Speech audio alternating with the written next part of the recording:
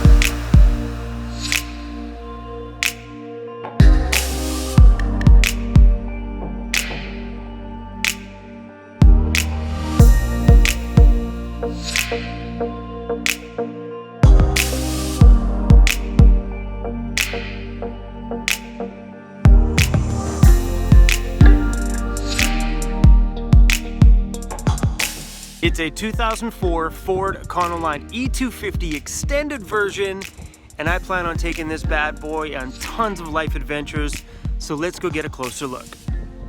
When I built out the van, I needed to keep in mind that I use the van for business as well.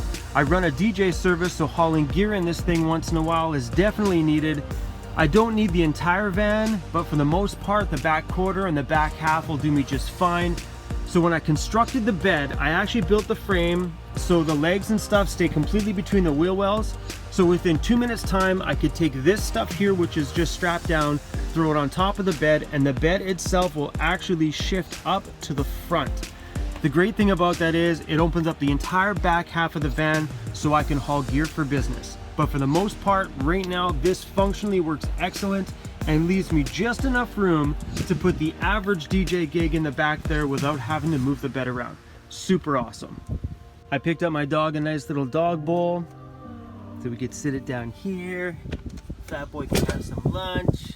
Hey, you hungry, buddy? Yeah.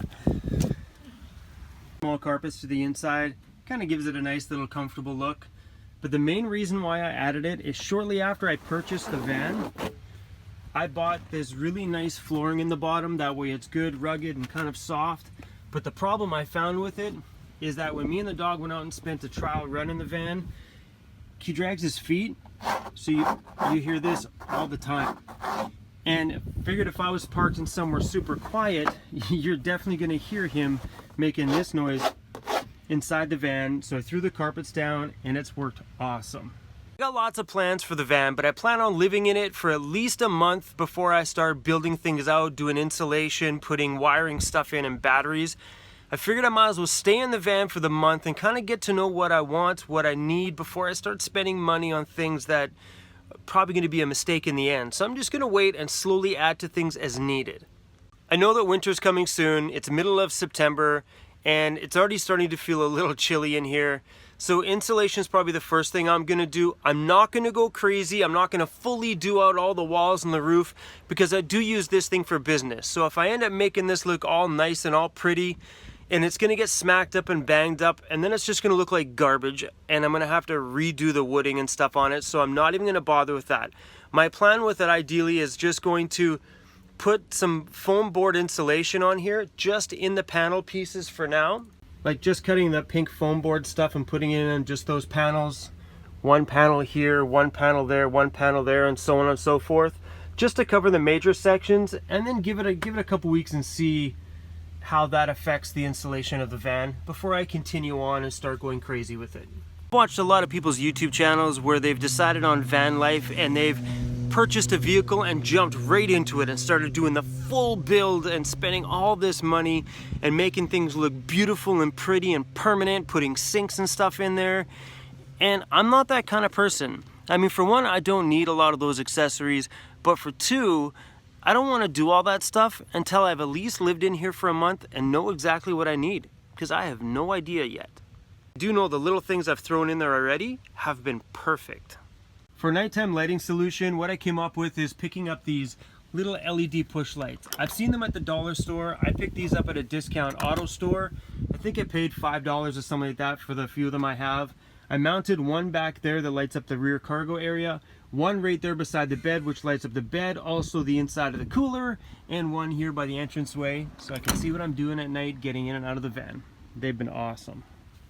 Little living space I have up front here is right by the door. I have a box for all of my dry foods, contains dog food, junk food, some canned food. Pretty much anything that doesn't need to go into the cooler is here. The best part about this actually is I can reach it while I'm driving, so you know, when you get munchies, it's kind of perfect. I picked myself up a little stove. I haven't used it yet. I haven't picked up propane or nothing like that yet either. I probably don't think I'm going to use the stove. Check out the one I picked up. I bought it from Canadian Tire. They were regular like $90, but this one was on sale for like 27 bucks, so I picked it up. It's an Outbound. Yeah, whatever, it's 27 bucks, I'll take it. And beside that, I have my, I guess would be my dresser. Bottom drawer's got my fundies and my shorts, and the top drawer is pretty much anything that makes me pretty, so cologne, deodorant, all the usual stuff. Right beside that is a Pelican Cooler. I heard these things are pretty badass. There's a couple of them out there that are just like this. This one holds ice for like 5 days or something. I picked it up on Craigslist for like 200 bucks. And let me check out how it's going. There is maybe a ½ inch of water on the bottom of this thing. Those ice blocks are still frozen. These went in the cooler on Sunday night, getting ready for me to move into this thing on Monday morning. So they are holding up to their word, and today is Wednesday, so Sunday night, Monday night, Tuesday night. It's 3 nights so far. High five on that one, Pelican. Good job. Taking a look at the bed and how I've done the storage and stuff underneath. What the bed is a 4-inch foam with a 3-inch memory foam on top. This thing is like super soft. Underneath the bed, I've utilized straps that strap these in so nothing shifts forward. Also, when I move the bed either to the back or towards the front for moving gear around, all of my containers underneath stay held within the bed. Super convenient. It works out really, really well. I've marked absolutely everything in this van with labels until I get to know where I've put everything. So taking a look at how this is. There is 3 boxes in each row and 2 rows of boxes. It's kind of nice. They kind of just strap in there. These strap along the hooks, contain them all in. It works out really, really well. Now let's go take a look at the back of the van. The back of the van has a little bit of space here so I can throw some DJ gear in it. On the side, I have strapped in a huge chair, which I bought. Super comfortable. Got that at Costco for like 60 bucks. 20 liters of water. This is primarily used for the dog and stuff right now, and maybe washing my hands. Of course, my trusty Converse.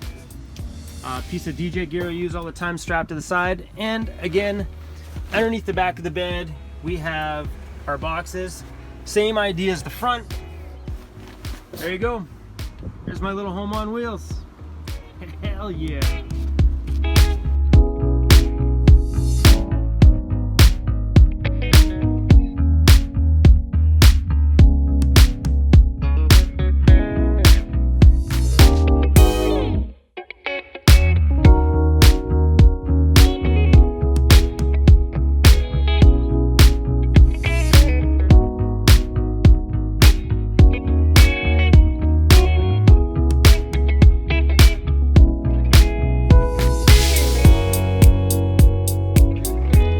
Visiting my home on wheels. It's been nice having you over, and if you are thinking about moving into a van or a vehicle, the whole point about it is getting out there.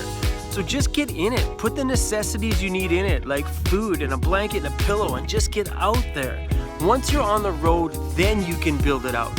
Do what I did, just keep it simple. I'm out here, and from here forward, I can build things to the way I want it to make me feel the most comfortable. Thank you for tuning in, everybody. I hope you enjoyed it. Don't forget to subscribe, comment in the bottom below if you have any suggestions for me and my van build, or just want to say hello. I hope to see you out there on this adventure I'm going on, and I hope to meet each and every one of you. But for now, be weird, be creative, and love each other. Adios.